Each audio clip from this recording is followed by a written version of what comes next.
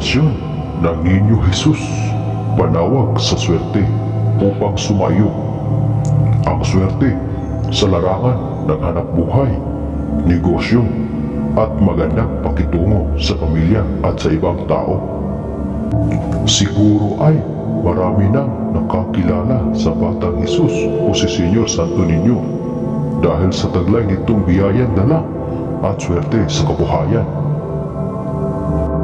Ang ikatlong linggo ng Enero ay ipinagdiriwang taon-taon bilang festa ng Santo Niño.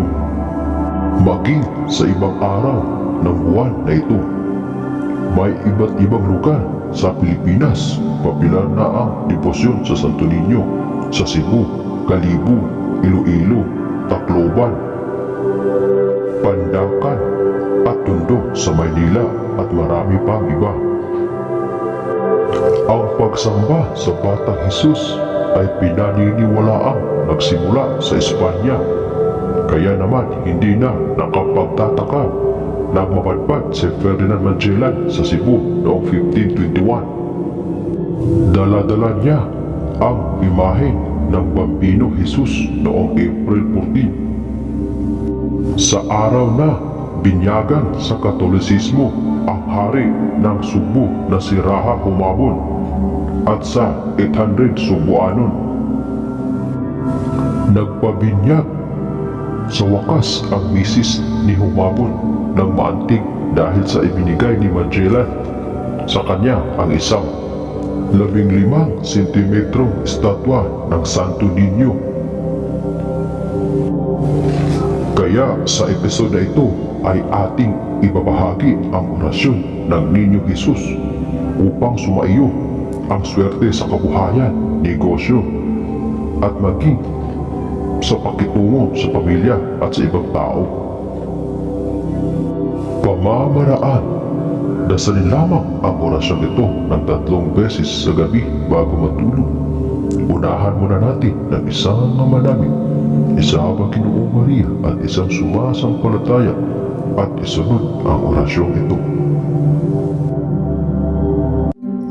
Ito na po ang orasyon.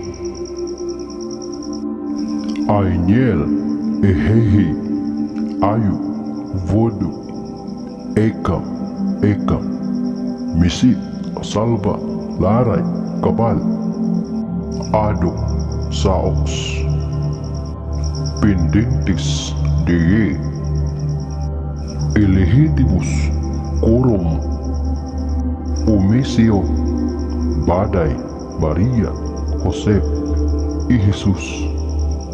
Oratique, Salvarnos, Regis, Miseriatum, Meum, Dum, Crucis, Domini, Quo, Visit, Adonai, Jehovah, Aha, Israel, Jehoda, Pinit, Opera, Rotas, Aripo, Sator. Matapos mabanggit ang kabuuan ng orasyon ng Santo Niño ng pampaswerte, ay isunod ang kahilingan. Matapos ay isunod ang mga salitang ito, Nignimi Jesus, at saka mag-cross ng paganito, Cruz Sancti Pater Benedicti. Iyan po ang ating orasyon ng Niño Jesus.